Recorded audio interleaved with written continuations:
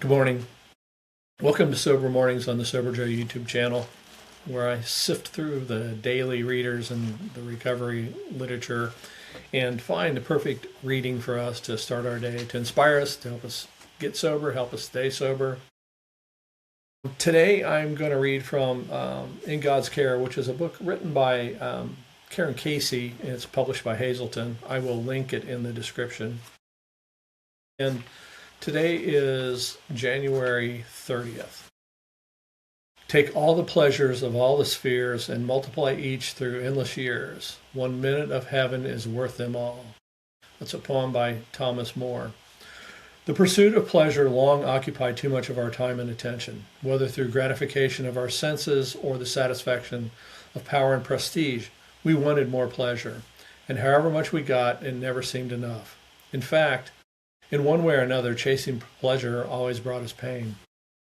It wasn't until this pursuit led us into one of life's dead-end alleys that we discovered it wasn't pleasure we wanted, but happiness. We were learning in recovery to put aside our own desires, at least momentarily, and to offer someone a helping hand. In this unselfish instant, we find happiness, and we find God. For in helping others, we open a channel to divine guidance. Pleasure is an empty, selfish pursuit. I choose the happiness of sharing with my brothers and sisters in finding God's will for me.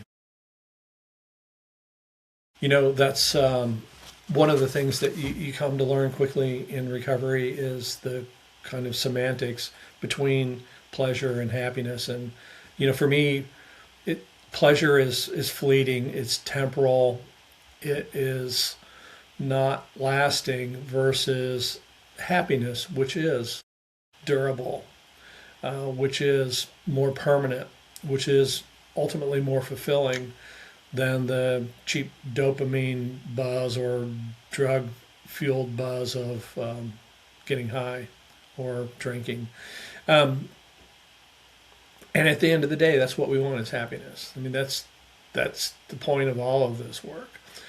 And we find that, as this book recommends, that the best way to get to that is via helping others and, not and putting our personal and selfish desires second to others. So anyway, remember, we stay sober one day at a time, and the best way to have a sober day is to start with a sober morning. And if you haven't yet, like and subscribe this video to our channel.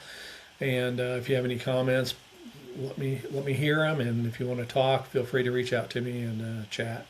So I will see you tomorrow. Bye-bye.